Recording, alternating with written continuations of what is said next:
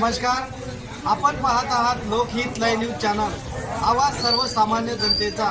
आज आपण उभे आहोत उमरखेड तालुक्यातील ब्राह्मणगाव येथे आणि ब्राह्मणगाव येथे रविवार दिनांक 21 जुलै 2024 रोजी नमस्कार दूध डेअरीचे दूध संकलन केंद्र ब्राह्मणगाव येथे चालू झालेले आहे आणि पाहूया त्यांच्याकडून जे कर्मचारी आहेत त्यांच्याकडून जाणून घेऊया की शेतकऱ्यांसाठी दुधासाठी कोणता भाव देतील।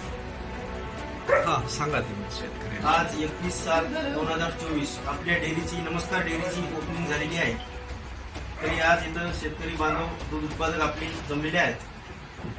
तरी आम्ही या उद्देशाने डेअरी टाकली की शेतकऱ्यांचा याच्यात थोडा फायदा व्हावा आणि एसएनएफ आणि जसं आपलं इथलं एसएनएफ वर भाव आहे तसं एसएनएफ लागेल तसा भाव भेटल।